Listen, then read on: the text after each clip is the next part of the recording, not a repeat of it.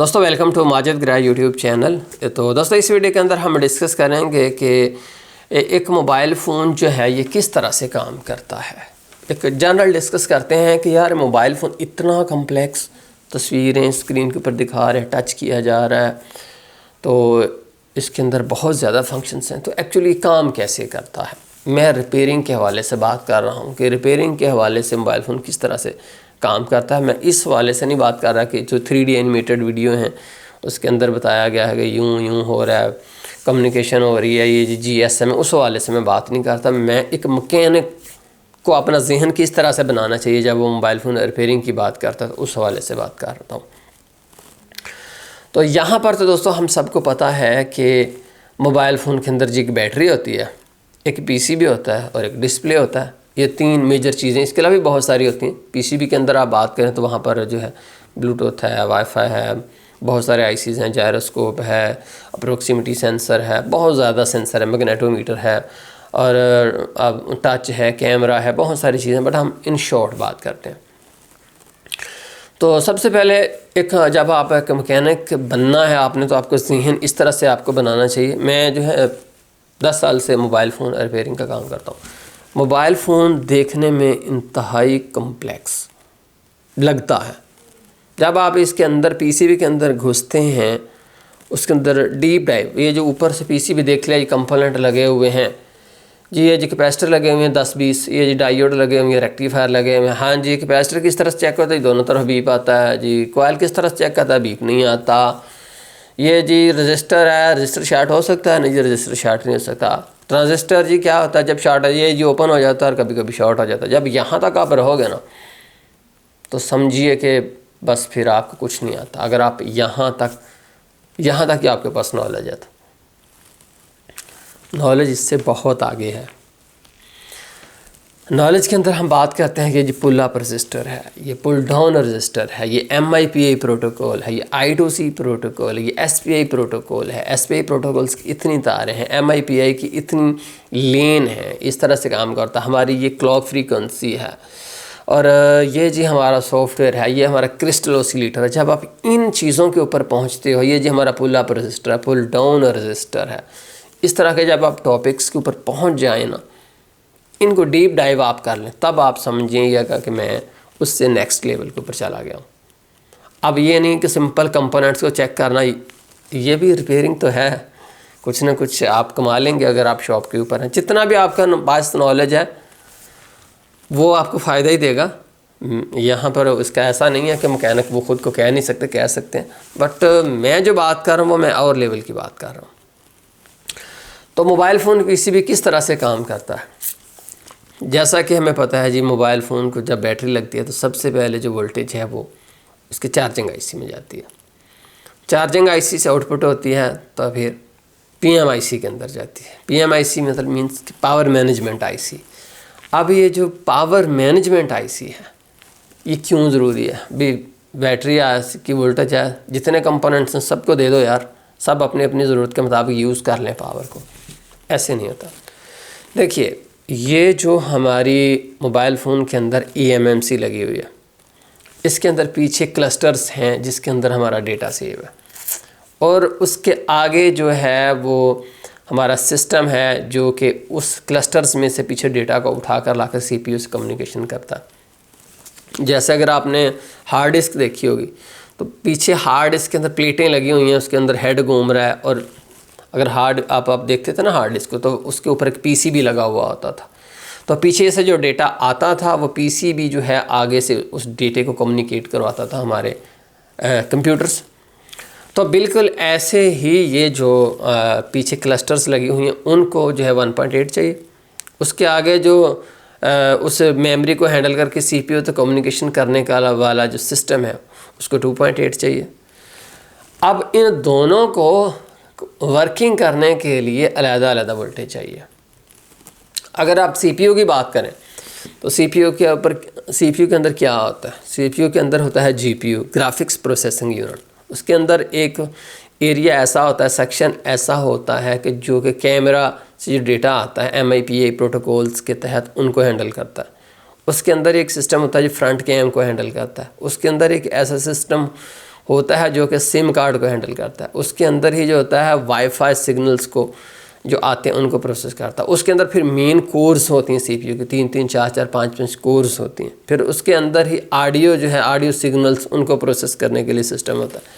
कह लें कि फिर उसके अंदर थोड़ी सी अपनी मेमोरी भी होती है। यूँ कहें कि टच को मतलब कि कंट्रोल करने के लिए अलग सेक्शन था। एक मोबाइल फ़ोन के सीपीयू के अंदर 100 से ज़्यादा सेक्शंस होते हैं। अब ये जो 100 से ज़्यादा सेक्शंस हैं, अब ऐसा तो है नहीं कि भाई सीपीयू की सीधी वी बैठ दी बैटरी वोल्टेज और वो सारे सेक्शंस जो हैं वो ऑन हो जाए। अब वो इतनी हीट जनरेट करेगा कि वो नहीं चल सकता, वो एक्सपेरिमेंट के दौरान ही चल जाएगा। अब उन्होंने, और उसके बाद होगा ये कि पावर भी बहुत ज़्यादा यूज़ करेगा और हीट भी बहुत ज़्यादा करेगा, तो मोबाइल फ़ोन जो है वो नाकाबिल इस्तेमाल होगा, वो बहुत बड़ा बनेगा। उसके अंदर हीट को डिसिपेट करने के लिए बहुत बड़ा सर्किटरी चाहिए, बहुत फैंस चाहिए हीट को डिसिपेट करने के लिए। तो जो इसलिए जो है इंजीनियर्स ने सोचा है कि मोबाइल फ़ोन के हर सेक्शन को जितनी पावर चाहिए ना, बस थोड़ी जितनी चाहिए बस उतनी हम उसको देंगे। अब एलसीडी से कम्युनिकेशन करने के लिए इसको 0.8 चाहिए तो बस भी 0.8 ही दे दो, आप उसको 1 या 2 वोल्ट या 3 वी बैट डायरेक्ट देने की ज़रूरत नहीं है। तो यूँ इंतहाई मैनेजमेंट के साथ उन्होंने जो हर सेक्शंस की पावर्स जो हैं वो मिनिमम जो है वो निकाली हुई। अब कम से कम सीपीयू को चलने के लिए 20-25 वोल्टेजेस चाहिए। कभी उसको जो है 0.8 चाहिए, 0.6 चाहिए, 0.7 चाहिए, 1.2 चाहिए, 1.5 चाहिए, 1.8 चाहिए, 2.8 चाहिए। तो 2.8 तक तो नहीं खर्च जाता, इस नीची पावर में ही रहता है सीपीयू। जो इसको चलने के लिए थोड़ी पावर जो है वोल्टेजेस कम होते हैं, एम्पेयर उसमें थोड़े ज़्यादा होते हैं बट वोल्टेजेस कम होती हैं। तो चूँकि अब इतनी ज़्यादा पावर्स उसको चाहिए, और उसके अलावा बाकी सेक्शंस की बात करें, अप्रोक्सीमिटी सेंसर है, उसके अंदर जायरोस्कोप है, उसके अंदर जो ब्लूटूथ आईसी लगा हुआ है, वाईफाई आईसी लगा हुआ है, जीपीएस आईसी लगा हुआ है, बहुत सारे आईसी। अब इनको भी मिनिमम पावर जो है थोड़ी चाहिए, हर एक दूसरे से ज़रा डिफरेंट चाहिए। कुछ सेक्शंस ऐसे हैं जहाँ पर डायरेक्ट वी बैट चल जाएगी आपकी। वी बैट मतलब कि बैटरी वोल्टेज, मसला स्क्रीन के ऊपर जो लाइट ग्लो करनी है तो वहाँ पर जो है वी बैट डायरेक्ट ही हमें चाहिए, बैटरी की वोल्टेज डायरेक्ट हमें चाहिए स्क्रीन को ग्लो करने के लिए। या आप मोबाइल फ़ोन का जो सिग्नल सिस्टम है, मसलन कि उसने नेटवर्क से जो कम्युनिकेशन करनी है 3G के 4G है, तो यहाँ पर भी जो है बहुत ज़्यादा हमें पावर की ज़रूरत होती है, तो वहाँ पर भी वी बैट डायरेक्ट दी जाएगी। बट बाकी सेक्शंस कहीं पर भी जो है वो भी वी बैट नहीं दी जाती, जो चंद एक दो मैंने बताए यहाँ पर ही वी बैट डायरेक्ट दी जाती।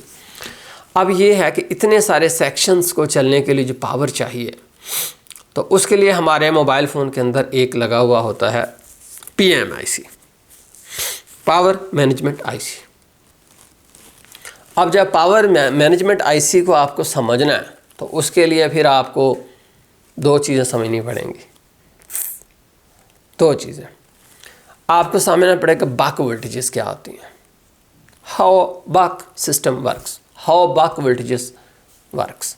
तो ये एक पूरा टॉपिक है, इसके ऊपर तो पूरी किताब लिखी हुई है, बक वोल्टेजेस क्या होती हैं, किस तरह से बनती हैं। तो ये आपको गूगल से सर्च करना पड़ेगा कि बक वोल्टेजेस क्या होती हैं। अब बक वोल्टेजेस को आप समझेंगे, हो सकता है कि आपको 4-5 दिन हफ्ता लग जाए, आप उसका मॉडल बनाकर खुद एक्सपेरिमेंट करके देखेंगे कि यार बक वोल्टेजेस किस तरह से बनती हैं। और उसके अलावा दूसरा जो है वो LDO voltages.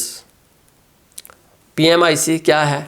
PMIC is simple दो चीज़ों का मजमूआ है, बक वोल्टेजेस और LDO वोल्टेजेस। अब ये LDO क्या आता है, what is LDO, how LDO works, ये आप YouTube कीजिए, ChatGPT कीजिए, गूगल की जो है जेमिनी, इसके आप सर्च कीजिए, DeepSeek से सर्च कीजिए, तमाम को हर बंदा अपने अंदाज से आपको सिखाएगा, तो आपको जो है पता चल जाएगा कि हाँ ये होती है। उसके बाद बस ठीक है, पता चल गया यार इस तरह से होता है, LDO ये होता है, हाँ जी ये जी बक वोल्टेज इस तरह से होती है, बस ठीक है जी पता चल गया। नहीं, उसका मॉडल बनाओ यार, सिंपल कंपोनेंट्स उसका मॉडल बनाओ, उसको एक्सपेरिमेंट करो, तजर्बे करो, कहाँ से बाकी की कहाँ से वोल्टेज आउट होती है, LDO की वोल्टेज कहाँ से आउट होती है, बाकी के अंदर आप देखें तो कॉइल से वोल्टेज आउट होती है, उसके बाद आगे कैपेसिटर होता है। तो जब आप इस कंसेप्ट को ध्यान में रखोगे तब आप PMIC के ऊपर आओगे, तब आपको पता चल जाएगा कि यार ये कॉइल है, इसके यहाँ से मैंने वोल्टेज उठानी होती है। तो इस तरह से जो है हमारा मोबाइल फ़ोन अब ये जो है बक और LDO वोल्टेजेस PMIC बनाता है, वो वोल्टेजेस जो है तमाम मोबाइल फ़ोन को सप्लाई कर दी जाती हैं। अच्छा जी, डिस्प्ले की लाइट्स को ग्लो करने के लिए तो हमें बूस्ट वोल्टेजेस चाहिए, boost system, boost circuit. How boost circuit works, तो मेरा भी अगर आप देखें तो मैंने भी इसके ऊपर समझ कर इसके बाद में पूरा मॉडल बनाया था इसके ऊपर, उसकी वीडियो भी मैंने इससे पहले जो अपलोड कर दी है। तो वही जब मेरे जहन में नक्शे सेव होते हैं तब मैं मोबाइल फ़ोन को पकड़ता हूँ, तो तब मुझे समझ आती है। अच्छा जी, यहाँ पर तो ये तो मैंने सिंपल सा आपको बता दिया वोल्टेजेस के हवाले से मोबाइल फ़ोन की। अब यहाँ पर हम बात करते हैं कि कम्युनिकेशन बहुत कम्प्लेक्स टॉपिक लगता है, बहुत कम्प्लेक्स लगता है, मुझे तो लगता था, लेकिन it is so simple. Mobile phone किस तरह से कम्युनिकेशन करता है ये बहुत ही सिंपल है, बहुत सिंपल है। मैं आपको बताता हूँ कैसे। अब अपना एक ज़हन बनाइए पहले कि कम्युनिकेशन जो होती है, एक होती है वायरलेस कम्युनिकेशन और एक होती है वायर्ड कम्युनिकेशन। वायरलेस कम्युनिकेशन का मतलब ये है कि जिसके अंदर वायर नहीं होता, मसलन आपका ब्लूटूथ जब कम्युनिकेट करता है किसी भी दूसरे मोबाइल फ़ोन से, आपके मोबाइल फ़ोन जो NFC है या आपके मोबाइल फ़ोन के अंदर ब्लूटूथ है या वाईफाई है या 3G 4G 5G ये सर्विसेज हैं, तो जब ये कम्युनिकेट करती हैं किसी से भी तो ये कम्युनिकेशन वायरलेस होती है। और ये कम्युनिकेशन होती है इलेक्ट्रोमैग्नेटिक वेव्स के थ्रू, इलेक्ट्रोमैग्नेटिक वेव्स। तो इसको जो है हमें उतना ज़्यादा इनसे डील नहीं करना पड़ता, इलेक्ट्रोमैग्नेटिक वेव से हमें डील नहीं करना पड़ता। हमें मोबाइल फ़ोन के अंदर जब हम बात करें जी, एक IC जब दूसरे IC को पैगाम भेजता है, चार्जर आपने लगाया तो चार्जिंग IC ने CPU को कहा कि मुझे चार्जर लग गया, तो ये किस तरह से उसने ये पैगाम पहुंचाया, किस तरह से, तारें थीं दो तार चार्जिंग IC से CPU को गई, तो अब इन तारों में से कम्युनिकेशन कैसे हुई, इस चीज़ को जो है हम डिस्कस करते हैं। तो दोस्तों ये जो कम्युनिकेशन होती है मोबाइल फ़ोन के अंदर IC to IC कम्युनिकेशन, इसको समझना नहायत ही ज़रूरी है, क्योंकि CPU जो फ़र्ज़ कर लेकर डिस्प्ले का डेटा भेजता है LCD को, वो कैसे भेजता है भाई, वो तारें तो हमारे सामने होती हैं, उनमें से हम कैसे देखें कि ये डेटा आ रहा है कि नहीं आ रहा। तो दोस्तों ये जो कम्युनिकेशन होती है ये इलेक्ट्रोमैग्नेटिक वेव्स के थ्रू नहीं होती, ये वोल्टेज के थ्रू होती है, ये एक वोल्टेज के थ्रू होती है। ये आपकी जो V-बैट है, V बैटरी है, बैटरी की जो वोल्टेज है उसको यूज़ करके एक वोल्टेज ही भेजा जाता है। यूँ कह लें, आप अपना जहन यूँ बनाइए कि एक ये है CPU है और ये चार्जिंग IC, अब इस दोनों ने आपस में कम्युनिकेट करना है 2 वायर्स के थ्रू, तो वो वोल्टेज भेजेंगे कभी 0 और कभी 1.8। अब इस तार में से उसने ऊपर वाली से भेजना है 0 1 1 0 0 1, तो अब क्या करेगा, यहाँ पर पहले 1.8 छोड़ेगा, फिर उसको 0 कर देगा, फिर 1.8 छोड़ेगा, फिर 0 कर देगा, फिर 1.8 1.8, और इस तरह से अगर उसने 3 दफ़ा 1 भेजना है तो 1.8 1.8 1.8, 3 दफ़ा 1.8 वो छोड़ेगा, तो अगले को पता जो है चल जाएगा कि मुझे ये डेटा। और दूसरी बात याद रखें कि यहाँ पर सिर्फ वोल्टेज ही है, यहाँ पर कोई ABC नहीं है, कोई A नहीं भेजा जा रहा, कोई B नहीं भेजा जा रहा, कोई तस्वीर आपकी नहीं भेजी जा रही, यहाँ पर सिर्फ वोल्टेज को अप डाउन नहीं किया जा रहा।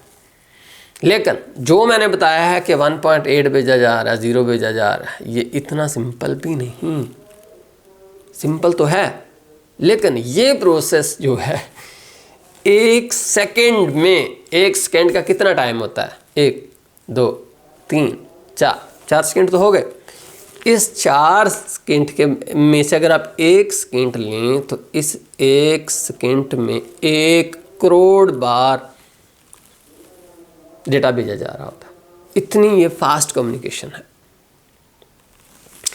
अगर आप उस लाइन को मल्टीमीटर से देखेंगे तो आपको एक एवरेज वोल्टेज ही मिलेगी। फ़र्ज़ कर लीजिए कि 1.8 और 0 के दरमियान स्विचिंग हो रही है तो आपको बहुत से 1 वोल्ट मिल जाए। 1 वोल्ट आपको एवरेज सी वो मल्टीमीटर जो है रीडिंग दे दे। लेकिन अगर आप एग्जैक्ट उस कम्युनिकेशन को देखना चाहते हैं कि इस यहाँ हो क्या रहा है, तो वहाँ पर दोस्तों आपको चाहिए DSO, ओसिलोस्कोप। ओसिलोस्कोप 1 सेकंड के अंदर उसके करोड़ों सैंपल्स लेता है। वोल्टेज के उतार चढ़ाव को 1 सेकंड के अंदर करोड़ों दफ़ा देख सकता है, बल्कि इससे भी ज़्यादा। तो वो उस कम्युनिकेशन को ट्रैक कर सकता है। इसीलिए हम कहते हैं कि जब आप डीप जाते हैं अंदर तब आपको DSO की ज़रूरत होती है, बाकी आपको जनरल जो है DSO की ज़रूरत नहीं होती। तो अच्छा जी, अब मैं बात करता हूँ कि थोड़ा सा इसी को मैं एक्सप्लेन करता हूँ। आपका एक जहन बना रहा हूँ कि जब आप मोबाइल फ़ोन के रिपेयरिंग के अंदर घुसें PCB के अंदर तो आपको किस तरह से जहन रखना चाहिए। मैं 2-3 मिनट गुफ्तगू करूँगा, वीडियो लंबी हो रही है। अच्छा जी, जब मेरे पास CPU है और उसने फास्ट चार्जिंग IC को भेजना है 0 1 1 1 फिर 0। अब उसने पहले वोल्टेज जो है वो रखी 0, फिर उसने 1.8 1.8 1.8 3 दफ़ा रखेगा, उसके बाद फिर 0 जो है एंड पर वो वोल्टेज को बंद कर देगा। तो वोल्टेज की तार को यूँ बार बार लगाएगा 1.8 1.8, नहीं, टाइम गुजर गया, अब वो 0 वाला टाइम काउंट होगा, फिर 1.8 भेजना, ऐसे 1.8 करेगा, उसको 1 लेगा, फिर आगे जी कुछ नहीं 0 भेजना तो वो ठहरा रहेगा कुछ देर, फिर जो है 1 भेजना तो 1.8 वाली तार को वो जो है वो बिजली से लगाकर ये वोल्टेज भेजेगा। अब यहाँ पर आपका सिंपल एक सवाल बनता है मुझसे कि माजिद गिराया, ये बताओ कि उसने 1 1 1 भेजना है तो वो कितनी देर जो है वो वोल्टेज को 1 रखेगा। 1.111 1.8 कनेक्ट कर दिया, क्या वो उठाएगा दोबारा तार को 0 करेगा तो वो 0 वहाँ पर चला जाएगा, या दोबारा वो लगाए ही रखेगा परमानेंट ताकि 1.8 1.8 जो 3 दफ़ा पहुँचे 3 दफ़ा 1 चला जाए। तो इसका जवाब ये है कि एक तार होती है डेटा की, हमेशा दूसरी तार नीचे होती है क्लॉक की। क्लॉक जो है उसके अंदर एक टाइम पल्स है। मसलन ये टाइम आगे CPU को दे दिया, इस टाइम के अंदर जो है 1.8 पहुंचा तो वो 1 मानेगा, अगर इस टाइम के दौरान उसको 0 पहुंचा, वो वोल्टेज ना पहुंची तो उसको 0 लेगा। फिर अगला क्लॉक टाइम शुरू हो जाएगा। 1 सेकेंड को उसने 1 करोड़ हिस्सों में बांटा हुआ है। अब उस करोड़ हिस्सों के दौरान आपके लिए तो 1 सेकेंड बहुत छोटा है। आप कंप्यूटर को अपनी तरह ना समझिए, कंप्यूटर जो है उसके लिए 1 सेकेंड बहुत बड़ा है, 1 साल जितना है। ये साल के अंदर जितने दिन होते हैं तो इससे भी बड़ा है। कह लें कि कंप्यूटर के लिए तो 1 सेकेंड जो है वो कह लें कि वो 20 लाख साल जितना है, वो इतने हिस्सों में 1 सेकेंड को डिवाइड कर लेता है, क्योंकि वो तो स्पीड की रफ्तार से काम करता है ना। तो यूँ जो है वो क्या करता है कि टाइम जो नीचे क्लॉक लाइन है वो टाइम भेजती है, उस टाइम के दौरान जैसे जैसे ऊपर 1 0 1 0 आते जाते हैं उसको वो अपने अकॉर्डिंग तरतीब लगा लेता है। तो मोबाइल फ़ोन के अंदर ये जो कम्युनिकेशन की मैंने बात की, इस तरह जो कम्युनिकेशन होती है उसको कहते हैं I2C प्रोटोकॉल। बहुत सिंपल कम्युनिकेशन है, बहुत इजी कम्युनिकेशन है, सिर्फ 2 लाइन्स चाहिए, कुछ भी नहीं और चाहिए। लेकिन ये जो है 2 लाइन्स के ज़रिए जो कम्युनिकेशन होती है ये होती है सिंपल, छोटे जैसे प्रॉक्सिमिटी सेंसर है, जायरोस्कोप है, फ्लिप कवर है, चार्जिंग IC है, या कैमरे की अगर बात करें तो कैमरे का सिर्फ फोकस कंट्रोल करने के लिए I2C के थ्रू कम्युनिकेशन होती है। तस्वीर जो है उसके लिए नहीं, उसके लिए अलग प्रोटोकॉल है क्योंकि वहाँ पर डेटा बहुत ज़्यादा। तो मोबाइल फ़ोन के अंदर कुछ ऐसी जगह हैं जहाँ पर डेटा बहुत स्पीड से ट्रांसफ़र होना चाहिए।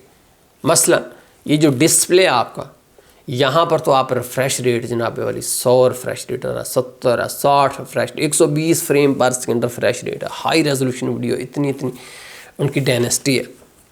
अब यहाँ पर टू वायर अगर प्रोटोकॉल होगा I2C, आप I2C एक टर्म मैंने आपको बताई, इसको लिख ले कापी पर, बाद में देखिएगा। मोबाइल फ़ोन के अंदर बहुत I2C प्रोटोकॉल जो यूज़ होता है कम्युनिकेशन के लिए। अब यहाँ पर वो 0 1 1 0 चाहे जितना भी तेज़ है, जितनी भी तेज़ है, 1 सेकेंड को वो 2 करोड़ में भी तकसीम कर ले, बट इतनी पिक्चर, एक तस्वीर फ्रेम को भी उसको टाइम लगेगा, नहीं वो पूरा आ सकता। क्लॉक सिग्नल्स जो है वो भी मतलब इतने डेटे को सिंक्रोनाइज नहीं कर सकते हैं, उस लेवल तक अभी टेक्नोलॉजी नहीं पहुंची, पहुंचेगी कभी ना कभी, लेकिन अभी नहीं पहुंची। फिर भी चाहे वो सेकेंड को उसने करोड़ हिस्सों में तकसीम किया, फिर भी कहीं ना कहीं ये थोड़ा है, हमें इससे भी ज़्यादा चाहिए। तो यहाँ पर जो है MIPI प्रोटोकॉल है। मोबाइल फ़ोन की कोई भी आप मोबाइल फ़ोन, आप सैमसंग ले लो, ओप्पो ले लो, वीवो ले लो, टेक्नो, इन्फिनिक्स, जो भी आप मोबाइल फ़ोन ले लो। अब ये नहीं है कि यार ये कंपनियां ऐसे करती हैं, इनके इंजीनियर्स बैठते हैं सोचते हैं ऐसे करते हैं कि ऐसे डेटा को भेजते हैं। नहीं भाई नहीं, ऐसे नहीं होता। ये प्रोटोकॉल है पूरी दुनिया के अंदर, ये एक मनज़्ज़म इंटरनेशनल प्रोटोकॉल्स हैं जिनको सब कंपनीज फॉलो करती हैं। प्रोटोकॉल बनने में सालों के साल लग जाते हैं उसको टेस्टिंग के लिए, मार्केट में आने के लिए। ऐसे नहीं होता। अब कोई भी थक्के से थकी कंपनी ले लो, बड़ी से बड़ी कंपनी ले लो, वही प्रोटोकॉल वही प्रोटोकॉल वही प्रोटोकॉल। इससे रिपेयरिंग बहुत सिंपल हो गई है भाई। आप चांद एक चीज़ों को समझे, आपको हर मोबाइल में वही मिलेंगी। आप बोर्नी स्कीमेटिक्स के अंदर जाएं, आप जिस मोबाइल का आपका दिल करता है आप स्कीमेटिक खोल, MIPI की लाइन आपको मिलेगी।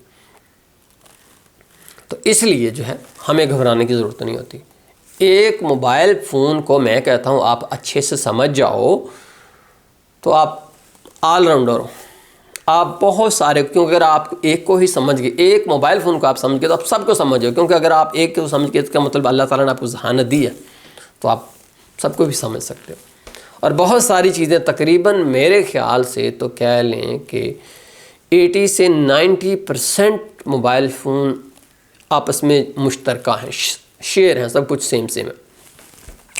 अब CPU ने जो डेटा भेजना है हमारे डिस्प्ले को, तो वो भेजेगा MIPI प्रोटोकॉल के through. MIPI protocol, mobile industry protocol. तो उसमें दोस्तों ये है कि अगर आप अब जैसे MIPI प्रोटोकॉल है, इसको आप समझें किस तरह से काम करता है, इसके अंदर कौन सी लाइनें होती हैं। तो इसके अंदर जो हैं MIPI प्रोटोकॉल्स के अंदर 2 लाइनें भी हो सकती हैं, 3 भी, 4 भी, 5 भी हो सकती हैं। जितना डेटा ट्रांसफ़र करना, फ़र्ज़ कर लीजिए किसी का 2 मेगापिक्सल्स का, अभी मैं डिस्प्ले के ऊपर ही रहता हूँ, किसी का डिस्प्ले बिल्कुल छोटा सा है, इतना ज़्यादा मतलब डेटा नहीं होता। तो अब उसमें होगा ये कि क्लॉक की लाइन होगी। क्लॉक की लाइन मस्ट है, क्लॉक की लाइन मस्ट होती है। डिजिटल कम्युनिकेशन में क्लॉक की लाइन मस्ट होती है। क्लॉक की कम्युनिकेशन ये होती है, उसका बेसिकली मकसद है कि एक टाइम दिया जा रहा होता है कि इस टाइम के दौरान जो डेटा तुम्हें मिलेगा, जो उसका मतलब वही लेना, इस टाइम के अलावा आपने डेटे को काउंट नहीं करना। अब ये टाइम का एक चंक है, ये मैं आगे गया तो इस दौरान जब ये टाइम का ड्यूरेशन शुरू हो गया, CPU ने टाइम ड्यूरेशन, अब इसी दौरान 1 या 0 जो पहुंचेगा उसको वो काउंट करेगा। अगले टाइम ड्यूरेशन के दौरान फिर अगर वहाँ पर लाइन के ऊपर 1.8 ही है तो वो इसको एक दूसरा 1 लेगा। अगर CPU ने 0 0 0 भेजना है तो वो लाइन को जस्ट शॉर्ट कर देगा, वहाँ पर वोल्टेज को 0 कर देगा, लेकिन उस दौरान अगर 3 टाइम ड्यूरेशन गुजर गए तो उसको 3 0 लेगा। मुझे नहीं पता कि आप इस बात को उस लेवल तक समझ रहे हैं या भी आप नहीं समझ रहे। हो सकता है कुछ दोस्त समझ रहे हो, कुछ दोस्तों को आज भी मज़ीद मेहनत की ज़रूरत हो, इसके अंदर डीप डाइव करने की ज़रूरत हो, फिर वो इस चीज़ को जो है समझेंगे। तो MIPI प्रोटोकॉल जो है इसके अंदर क्लॉक प्लस और क्लॉक माइनस की एक लाइन होती है, ये तो होनी ही होनी है ना, क्लॉक की लाइन तो होती है। उसके बाद अगर बिल्कुल सिंपल सा थोड़ा डेटा है तो 2 लेन्स होंगी, अगर ज़्यादा है तो फिर 4 या 5 लेन्स भी हो सकती हैं। लेन का मतलब है, यहाँ पर मैंने लाइन नहीं लफ्ज़ यूज़ किया, मैंने लेन यूज़ किया। लेन का मतलब होता है 2 लाइनें, क्लॉक की 2 लाइनें, डेटे के लिए फिर 2 लाइनें, फिर उसके बाद डेटे के लिए, मतलब कि लेन्स होंगी, डबल डबल तारें इस यूँ। ये देखिए, ये ऐसे नहीं हो सकता कि तीन हों लाइंस, नहीं ऐसे नहीं हो सकता। 4 होंगी, 6 होंगी, 8 होंगी, लेन्स के अंदर काम करेगा, क्योंकि डेटा प्लस जाएगा, उधर से भी आएगा, दोनों एक दूसरे को बताएंगे डेटा भेज दिया, आ गया, ले लिया, डेटा भेज दिया और भेजो, मैंने ले लिया डेटा।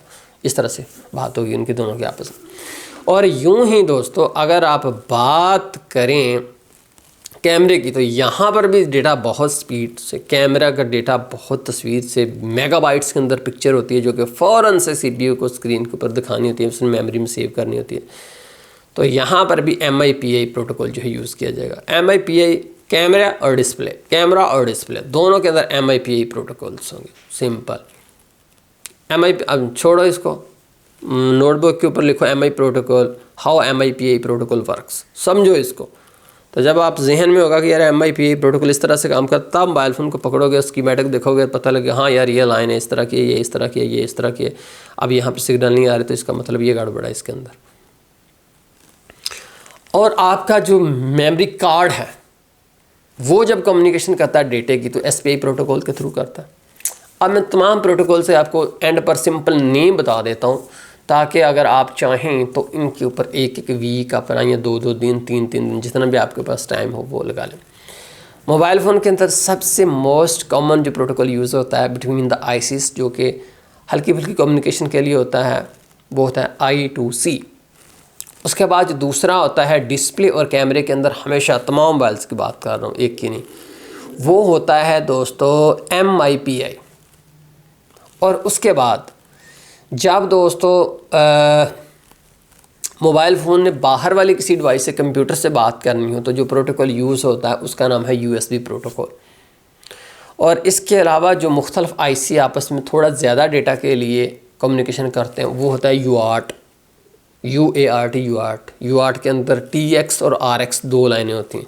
अक्सर आपने मोबाइल फ़ोन के ऊपर देखा भी, RX और TX लिखा होता है, ट्रांसमिशन और जो है रिसीवर, इस तरह का होता है। तो ये जो चंद एक प्रोटोकॉल्स हैं, ये मेजर प्रोटोकॉल्स हैं, इनके यही मोबाइल फ़ोन के अंदर जो हैं वो ज़ेरे इस्तेमाल होते हैं। तो मुझे उम्मीद है कि आपका रिपेयरिंग के हवाले से कि मैंने ज़हन बनाया, आपकी मालूमात में इजाफ़ा हुआ होगा। बहुत शुक्रिया देखने का। अल्लाह हाफ़िज़।